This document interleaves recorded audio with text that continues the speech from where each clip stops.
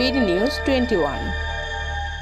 যে ঘটনা ঘটেছে মাগুরায় আসিয়ার সাথে, সেটা আপনাদের অন্য সবার মতো আমাদেরও মর্মাহত করেছে এবং আমরা তীব্র নিন্দা জানাই। কিন্তু সরকার হিসেবে আমাদের দায়িত্ব আছে। আমাদের স্বরাষ্ট্রমন্ত্রী সাহেব বলেছেন অলরেডি সাথে সাথে যারা অভিযুক্ত আছে তাদের গ্রেফতার করা হয়েছে।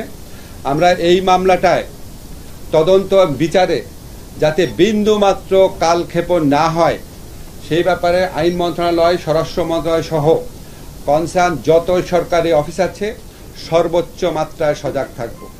এবং একই সাথে সাথে শুধু এই ঘটনা, শুধু এই ধর্ষণের ঘটনা না, অন্য যে কোনো ধর্ষণ বা নারীর প্রতি সহিংসতা রোধকল্পে আমরা কিছু আইনি পদক্ষেপ নেওয়ার কথা চিন্তা করেছি। আজকে সকালে এসে আমরা মিটিং করে সিদ্ধান্ত নিয়েছি এবং এটা কিছুটা পরামর্শ করতে হবে স্টেক হোল্ডারদের সাথে, তারপর ফাইনালাইজ করব। আমরা চেষ্টা করব কয়েক দিনের মধ্যে এই আইনগত পরিবর্তনটা আনার জন্য। আইনগত পরিবর্তনের বিষয়টা শুধু ব্যাখ্যা করছি আমার পক্ষ থেকে।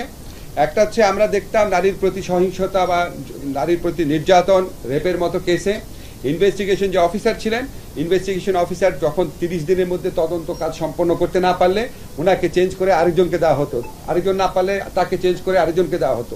এরকমভাবে অনেকবার তদন্তকারী কর্মকর্তা পরিবর্তিত হতো, মামলার বিচার করতে অনেক দেরি হয়ে যেত।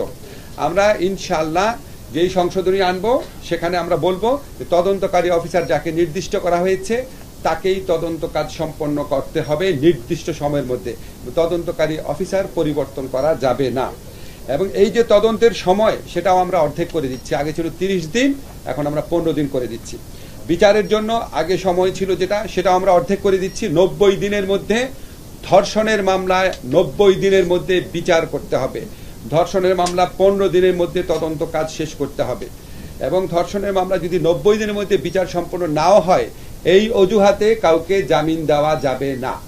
আগে ছিল 180 দিনের মধ্যে বিচার না হলে জামিন দেওয়া যেত এই গ্রাউন্ডে, এখন কোনো জামিন দেওয়া হবে না ধর্ষণের মামলার ক্ষেত্রে। এছাড়া আমরা ধর্ষণের মামলার ক্ষেত্রে বিচারের ক্ষেত্রে যদি কোনো রকম গাফলতি থাকে তার ব্যাপারে ডিপার্টমেন্টাল অ্যাকশন নেওয়ার পদক্ষেপ সুনির্দিষ্ট বিধান আমরা আইনে সংযোজন করব। এছাড়া আমরা ধর্ষণের মামলার ক্ষেত্রে একটা সমস্যা হতো যে আপনারা জানেন যে ডিএনএ সার্টিফিকেট লাগতো। আমাদের দেশে সমস্ত অঞ্চলে ডিএনএ সার্টিফিকেট নেওয়ার সিস্টেম নাই, সুবিধাটা নাই। ফলে এই ডিএনএ সার্টিফিকেট নেওয়ার জন্য শুধু যে ভিকটিম তার না, অ্যাকিউজ যে পার্সন আসামি তারও ডিএনএ একটা ফরেন্সিক রিপোর্ট লাগতো। এই ডিএনএ ফরেন্সিক রিপোর্ট করার সুযোগ সুবিধা অত্যন্ত অপ্রতুল। এই জন্য ধর্ষণের মামলার বিচার অনেক দেরি হয়ে যেত। তো আমরা স্টেক হোল্ডারের সাথে আলাপ করে একটা সংশোধনী আনবো যে উপযুক্ত ক্ষেত্রে বিচারক যদি মনে করে শুধুমাত্র মেডিকেল সার্টিফিকেটের ভিত্তিতেই এই মামলার বিচার কার্য এবং তদন্ত কার্য চালানো সম্ভব, তাহলে সেরকম ব্যবস্থা উনি নিতে পারবে। আপনারা মাগুরের ঘটনা যদি দেখেন, মাগুরার ঘটনার মতো ক্ষেত্রে এরকম আরো অনেক ঘটনা ঘটতে পারে যেখানে আসামিরা হাতে নাতে ধরা পড়ে। সেখানে আমরা ডিএনএ সার্টিফিকেট পাওয়ার জন্য সময় ক্ষেপণ রোধ করার কল্পে এই পরিবর্তনটা আনার চিন্তা করছি। আরেকটা হচ্ছে, আমাদের সরকারের পক্ষ থেকে সমস্ত ডিস্ট্রিক্টে ডিএনএ ফরেন্সিক ল্যাবরেটরি স্থাপন করার জন্য অচিরেই ব্যবস্থা নেওয়া হবে, পদক্ষেপ নেওয়া